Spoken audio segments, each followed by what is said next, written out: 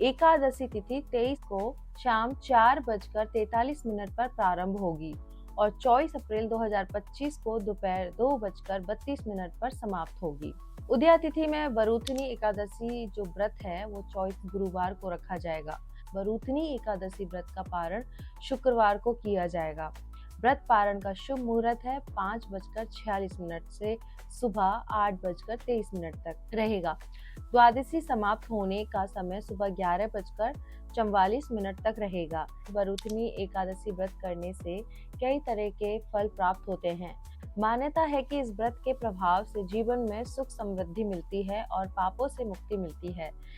अब हम इसकी कहानी के बारे में जानते हैं। आइए। युधिष्ठिर बोले, हे भगवान, मैं आपको नमस्कार करता हूँ।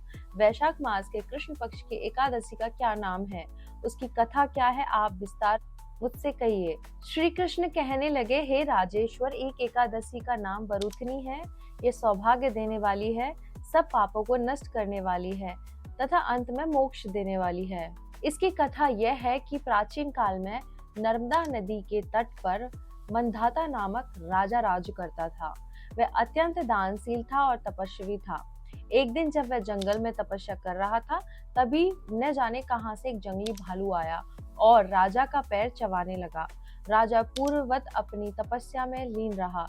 कुछ देर बाद पैर चबाते चबाते भालू को घसीटकर पास के जंगल में ले गया।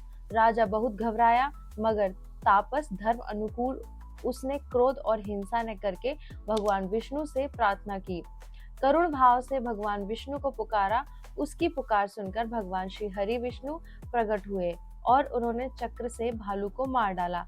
राजा का पैर भालू पहले ही खा चुका था। इससे राजा बहुत ही शोकाकुल हुआ। उसे दुखी देखकर भगवान विष्णु बोले, हे वत्स, शोक मत करो, तुम मथुरा जाओ और बरूथनी एकादशी का व्रत रखकर मेरी वारा अवतार मूर्ति की पूजा करो।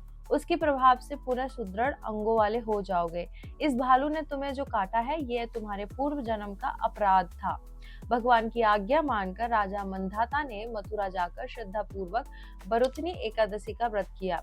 इसके प्रभाव से राजा शीघ्र ही पुनः सुंदर और संपूर्ण गो वाले हो गए।